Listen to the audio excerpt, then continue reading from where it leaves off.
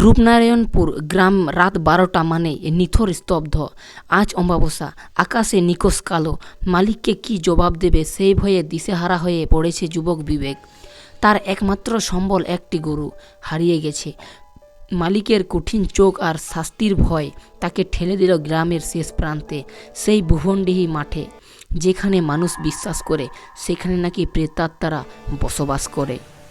আজ অমাবস্যার রাত, তারা নিশ্চিত মৃত্যুলীলায় মেতে থাকবে। রাত ১২টার পর সেদিকে যাওয়া মানে মৃত্যুর সঙ্গে পাঞ্জা লড়া। তবুও সে সাহস করে হাঁটা শুরু করলো। সে মনে মনে ভাবল, হয়তো গরুটা মাঠের আগে জলধারাটা জল খেতে গিয়ে ফেঁসে গেছে।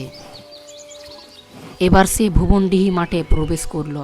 কাটাবোরা ঝোপঝাড় পেরিয়ে বিবেক যখন জলধারার কাছে পৌঁছালো, তখন তার সন্দেহ হলো জলধারাটির পাশেই ভুবনডিহি মাঠ শুরু।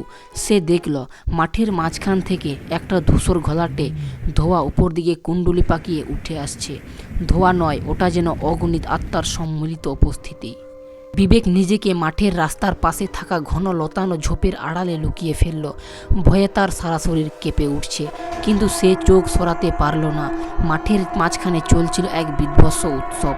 চাঁদহীন রাতে অন্ধকারে সে দেখল ডজনখানেক কঙ্কালসার আকৃতি অদ্ভুত তালে নাচ করছে। তাদের সেই নাচ মানুষের মতো নয়, হাড়ের ঘষা লেগে একটা বিদঘুটে শব্দ তৈরি হচ্ছিল। তার চেয়েও ভয়ঙ্কর, তাদের সামনে মাটিতে আগুনের কুণ্ডুলি জ্বলছে, আর সেই কুণ্ডুলির পাশে মানুষের কাটা মাথা।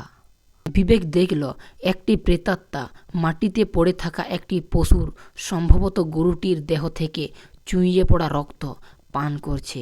তার বিকৃতি হাসিতে ফেটে পড়ছে। জাগরণ ও শিকারের খোঁজে এবার। হঠাৎ বাতাসের একটা তীব্র মাংস পোড়া গন্ধ ভেসে এলো। মানুষের গন্ধ নাকি এটা? ঠিক তখনই প্রেতাত্মাদের সেই নাচের দলটা হঠাৎ থমকে গেল। তাদের মধ্যে সবচেয়ে লম্বা একটি কাদাকার একটি প্রেতাত্মা, যার হাতে একটা ধারালো হাড্ডির ছুরি। সে নিচু হয়ে মাটিতে শুঁসল। জীবন্ত মানুষের গন্ধ। হ্যাঁ, আমি পেলাম এক্ষুনি। আমাদের ডেরায় কেউ প্রবেশ করেছে। বিকৃতি একটা ভাঙা কণ্ঠে সে প্রেতাত্মাটি চিৎকার করে উঠল। অন্যান্য প্রেতাত্মারা সঙ্গে সঙ্গে অ্যালার্ট মোডে চলে এলো। তারা তন্ন তন্ন করে শিকার খুঁজতে শুরু করলো। তাদের জ্বলন্ত চোখগুলো ঝোপের দিকে ঘুরতে শুরু করলো। তারা জানতো আজ অমাবস্যার রাত, তাদের শুধু বলি চাই। বিবেক তখন ঝোপের মধ্যে মাথা নিচু করে বসে আছে। তার নিঃশ্বাস প্রায় বন্ধ হওয়ার পালা। সে অনুভব করল তার ঠিক মাথার উপর দিয়ে একটা শীতল কুৎসিত হাত তাকে খুঁজতে খুঁজতে বেরিয়ে গেল। কয়েকজন প্রেতাত্মা প্রায় তার কাছে চলে এসেছিল। আর কোনো উপায় না দেখে জীবনের যতটুকু শক্তি এক করে বিবেক দৌড়ে দিল।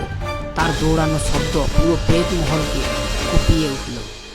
পিছন থেকে তারা হিংস্র উল্লাসে তাকে ধাওয়া করল। তাদের চিৎকার, ধরে আনো আজকের বলিটা।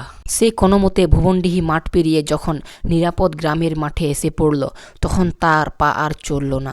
সে সেখানে অজ্ঞান হয়ে পড়ে রইল। পরদিন সকালে গ্রাম প্রধান আর কয়েকজন গ্রামবাসী মিলে মাঠের কোনায় খুঁজে পায় বিবেককে।